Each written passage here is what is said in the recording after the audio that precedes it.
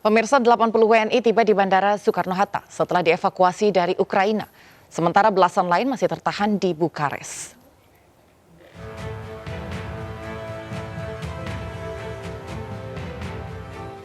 Delapan puluh warga negara Indonesia yang dievakuasi dari Ukraina tiba di Bandara Soekarno-Hatta kemarin jam 5 sore. Kedatangan WNI disambut langsung Menteri Luar Negeri Retno Marsudi. Mereka dievakuasi lebih dulu ke Rumania dan Polandia. Gelombang pertama yang dievakuasi ke Rumania 4 hari lalu semuanya wanita dan seorang anak berusia 12 tahun. Namun belasan warga negara Indonesia tidak bisa ikut rombongan karena positif COVID-19 sehingga tertahan di Bukares.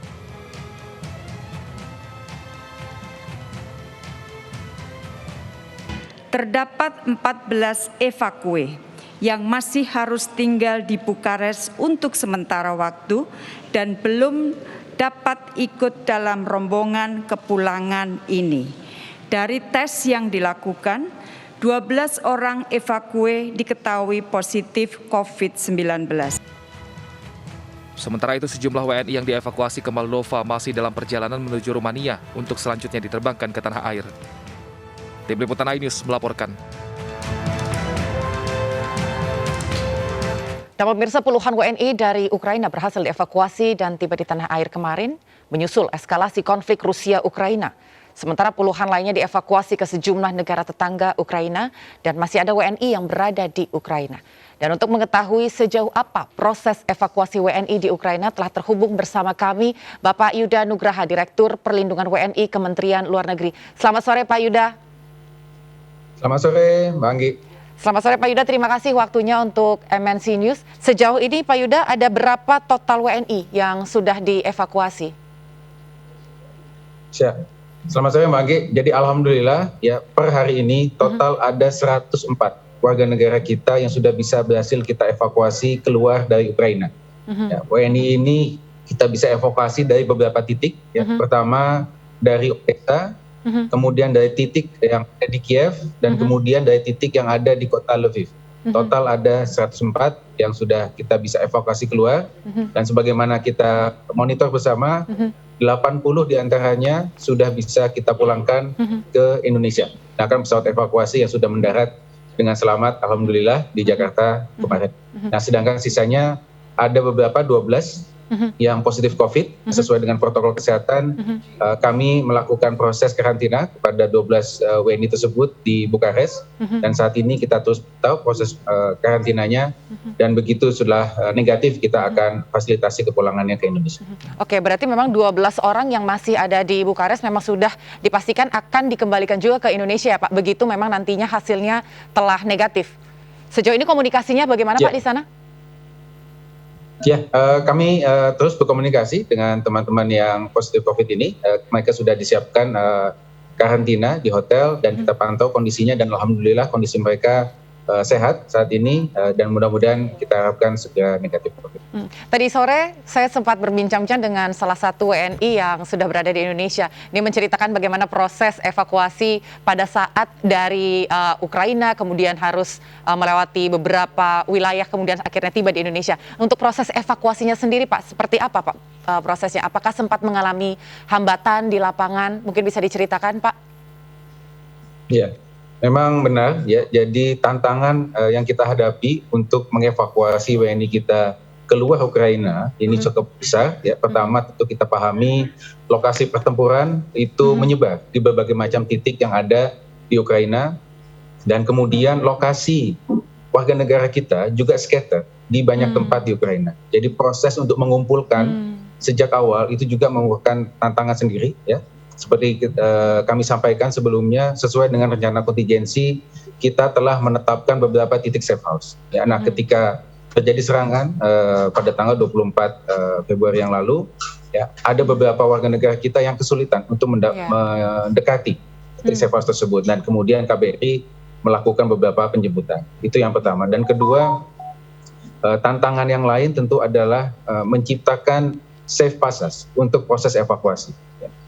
Kita memahami bahwa kita ingin segera mengeluarkan para WNI kita keluar dari Ukraina, namun di sisi lain kita perlu memastikan bahwa jalur evakuasi yang kita tempuh itu adalah jalur yang aman, ya. Dan oleh karena itu pergerakan kita informasikan kepada pihak-pihak terkait, baik itu di Ukraina maupun di Rusia, untuk bisa menjamin keamanan mereka. Nah, kemudian selama masa perjalanan itu mereka harus melalui berbagai macam checkpoint, pemeriksaan, ya, kemudian akhirnya bisa masuk ke wilayah Rumania, ya, untuk yang dari Odessa, kemudian melalui Moldova untuk evakui yang berasal dari Kiev, dan kemudian menuju ke perbatasan Polandia untuk titik safe house yang ada di Lviv. Nah, tantangan yang lain yang juga kami hadapi ini adalah data warga negara kita. Warga negara kita. Sejak awal, bahkan sebelum terjadinya pecah perang ini, kami selalu memberikan himbauan kepada warga negara kita yang ada di Ukraina untuk segera lapor diri. Lapor diri, karena data WNI yang akurat, ya, di KBRI Kiev, ini menjadi kunci utama keberhasilan kita untuk menyelamatkan mereka keluar dari WNI. Ya. Berarti belum semua terdaftar, Pak? Kami masih, ya, contohnya ini kami baru mendapat informasi lagi bahwa ada WNI kita yang ada di Kharkiv, ya, ada tambahan, ya, baru lapor diri, dan kemudian alhamdulillah bisa kita bawa ke Lviv, dan saat ini sudah ada di Polandia. Oke, berarti memang belum semuanya yang didatangkan ke Indonesia ini adalah warga negara Indonesia yang sudah terdaftar. Dan tadi sempat disampaikan juga oleh Pak Yuda, kalau misalnya ada pelaporan warga negara Indonesia yang baru saja melaporkan diri begitu, berarti akan dijemput susulan begitu, Pak? Ya, untuk yang kemarin melaporkan keberadaannya itu ada di Kharkiv pada saat itu, total ada 4 dan kemudian tambahan 1 lagi, ya, ada 6 sebenarnya total, ya. Ada 1 yang memutuskan untuk tetap tinggal di sana, dan sudah kita fasilitasi jalur evakuasinya dari Kharkiv menuju ke Lviv menggunakan kereta, dan kemudian tim pelindungan WNI dari KBRI Warsawa menjemput mereka masuk ke wilayah Ukraina, menjemput di kota Lviv, dan kemudian membawa ke wilayah Polandia. Baik, untuk para WNI yang saat ini sedang menjalani karantina atau isolasi, langkah selanjutnya apa, Pak Yuda, ketika sudah selesai menjalani isolasi?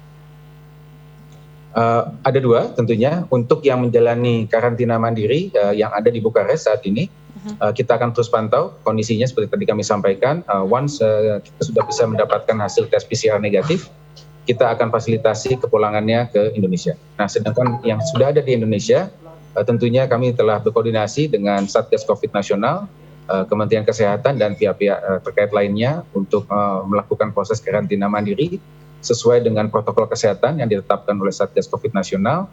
Dan setelah selesai proses karantina, kita akan serah terimakan kepada keluarga masing-masing. Nah, untuk pekerja migran, kita akan serah terimakan kepada BP2MI yang nanti akan memfasilitasi kepulangan ke daerah asal masing-masing.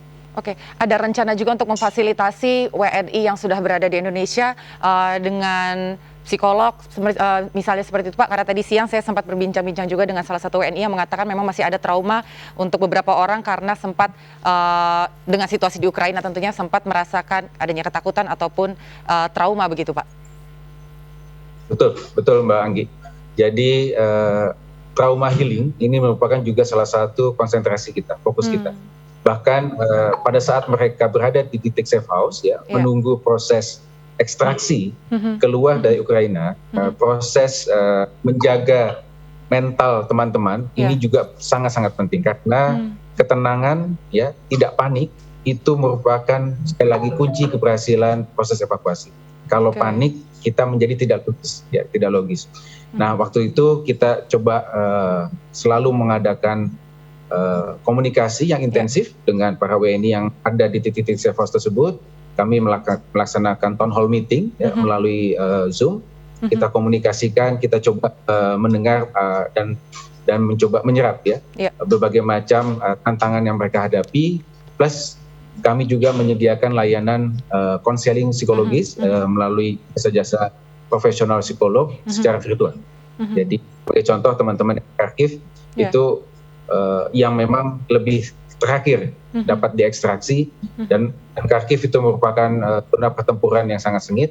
Kita siapkan layanan konseling psikologis jarak jauh untuk membantu mereka bisa mengatasi ketakutan dan juga situasi yang mencekam yang ada di lokasi masing-masing. Oke, berarti memang bisa dikatakan bahwa isolasi atau karantina ini bukan semata-mata hanya untuk isolasi karena datang dari luar negeri, tapi juga untuk membangun mental begitu ya, Pak, supaya tetap sehat dan jauh dari trauma dengan menyediakan layanan konseling. Kemudian Pak Yuda, ada informasi juga kehadiran 3 WNA ini yang merupakan anggota keluarga gitu. Kira-kira berapa lama nih Pak mereka diizinkan untuk tinggal di Indonesia atau seperti apa update lebih lanjutnya Pak Yuda? Ya, jadi untuk 3 warga negara asing yang merupakan pasangan dari warga negara Indonesia yang kemarin ikut kita evakuasi ya ke Indonesia, itu tentu berdasarkan pendekatan kemanusiaan karena juga selain fokus kita pelindungan WNI, juga kita ingin ada family reunion ya, tidak memisahkan antar keluarga yang hasil pernikahan campuran. Nah, untuk itu dari sisi kita, kami telah mengeluarkan visa atas kuasa kepala perwakilan ya, dan kami telah koordinasikan dengan Ditjen Imigrasi. Mereka bisa tinggal selama 1 bulan ya, dan kemudian bisa diperpanjang 3 sampai 4 bulan. Setelah itu bisa mengajukan ITAP atau ITAS kepada Ditjen Imigrasi dengan mekanisme bahwa mereka adalah spouse ya, dependent dari warga negara Indonesia yang sudah kembali ke Indonesia. Oke. Kami sudah koordinasikan dengan teman-teman Ditjen Imigrasi. Oke, baik. Dan untuk kemungkinan WNI yang saat ini mengungsi mungkin begitu Pak ke negara-negara tetangga lainnya, Polandia, Rumania, sudah ada komunikasi Pak? Seperti apa kondisinya terkini atau kabarnya yang ya, belasan yang positif COVID? Sudah seperti apa Pak perkembangannya? Jadi untuk WNI yang masih positif COVID yang ada di Bukares saat ini, yang sebetulnya mereka akan kita pulangkan menggunakan pesawat evakuasi kemarin, namun karena alasan kesehatan kita tidak bisa pulangkan saat itu. Kita akan terus pantau ya bersama KBRI Bukares dan tim advance yang dari pusat yang juga sudah standby di Bukares. Kemudian ada 5 WNI kita yang bisa kita keluarkan dari Kharkiv ya, yang sudah dijemput oleh teman-teman KBRI Warsawa dan saat ini sudah ada di wilayah aman di Polandia. Nah, kita sedang lakukan juga tes PCR. Ya. Once hasilnya negatif, kita akan fasilitasi mereka ke Indonesia menggunakan pesawat komersial.